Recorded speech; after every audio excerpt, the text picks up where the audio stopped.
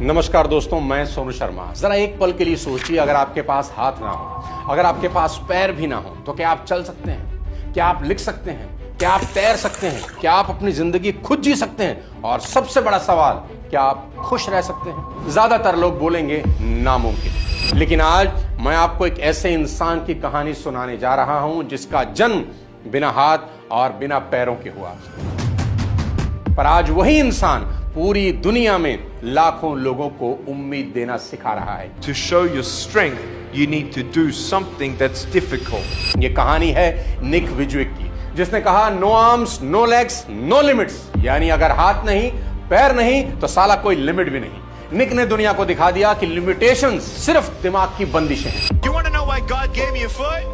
Because the devil's my footstool.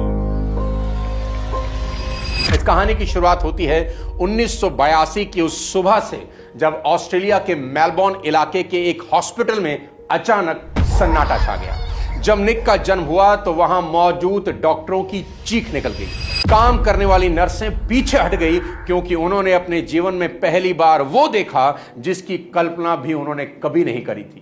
उस नवजात बच्चे के दोनों हाथ और दोनों पैर नहीं थे, सिर्फ एक धड़ था, और पैर की जगह पर एक छोटा सा पंजा था। वो बच्चा जन्म से एक बेहद दुर्लभ बीमारी के साथ पैदा हुआ। बीमारी का नाम था टेट्रा अमीलिया सिंड्रोम। इस बीमारी में इंसान बिना हाथ और बिना पैरों के पैदा होता है। निक के पिता, जो उस वक्त लेबर रूम में ही थे, अपने बेटे के इस शरीर को देखकर कमरे से बाहर भाग गए और बाहर जाकर उल्टी कर दी। निक की मां, जिसने 9 महीने तक उस बच्चे को कोख में अपने खून से सींचा, जब उसने अपने बेटे की ऐसी हालत देखी, सिर्फ धड़ देखा, तो उसका दिल जैसे बैठ गया और 4 महीने तक वो अपने ही बेटे को गोद में उठाने की हिम्मत नहीं कर सकी।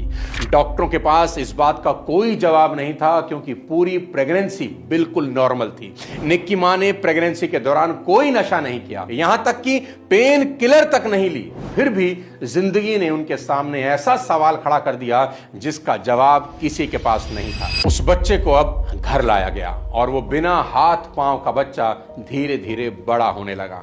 पर उस बच्चे की जिंदगी का असली स्ट्रगल तो शुरू होने वाला था। शुरुआत स्कूल से होती है। जब निक पहली बार स्कूल गया तो बच्चे उसे देखकर चौंक गए कि ये क्या है। कुछ बच्चे उसे देखकर डर जाते थे, कुछ हंसते थे और कुछ उसे अजीब नजरों से घूरते रहते थे। कई बार तो बच्चे उसे एलियन तक कह देते थे। उसे हर दिन ताने सुनने को मिलते थे और हर दिन उसका मजाक बनाया जाता। धीरे धीरे वो मासूम अंदर से टूटने लगा और एक दिन उसने अपनी मां से पूछा, Why did God